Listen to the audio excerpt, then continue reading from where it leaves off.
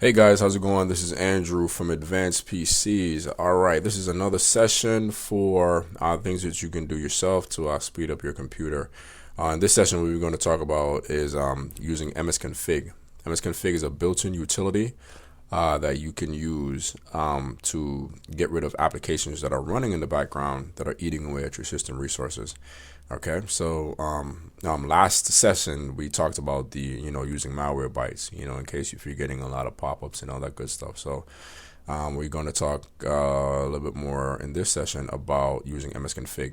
Okay, so forgive me, I'm recovering from a little bit of a head cold here, so if I sound a little bit nasaled, that's why. All right, so to get started, okay, we pretty much click on start. Okay, in the search options, you just want to type msconfig. This is running Windows 7, by the way. You can also do it in Windows 8. I think Windows 8, though, the options are a little bit different.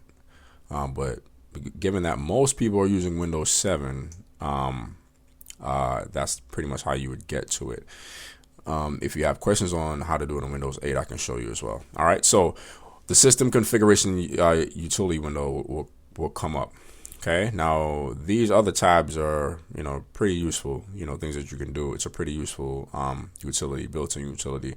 But what we want to focus here in this video is on startup. Okay, so under here, pretty much what you're seeing here is a list of all the applications that start up when your computer starts up. And what they do is they eat away at your system resources and kind of slow down the performance, especially if you don't have that much RAM on your computer. And you have a whole bunch of stuff open up. These guys are running in the background. They're taking away system resources. So this is part of our system optimization package that we do when we're working on our clients' computers. All right. So what you want to do, you can always expand the columns to see exactly what application it is, and what you want to focus on is command, even though it's like location. Location and command is a little bit confusing, but just focus on this on the command column. Okay, so these two, so the name of the application and its location, so to speak. All right, so a good giveaway is the location. Like if it's located in program files, for instance. This is not that's something that you can uncheck. It's not something that you're going to need at that moment. You can always go back in, and open up the program yourself. You don't necessarily have to, have that application open up automatically.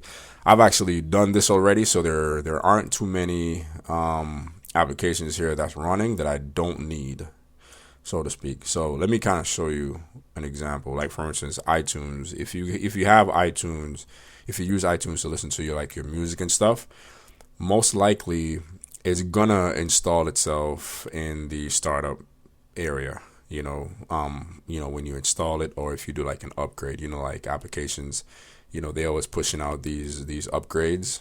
When it upgrade itself, it'll also give you it'll probably give like a automatic check mark right here. So anyways, what you want to do here is, if you notice it, excuse me, if you notice, here, iTunes is checked.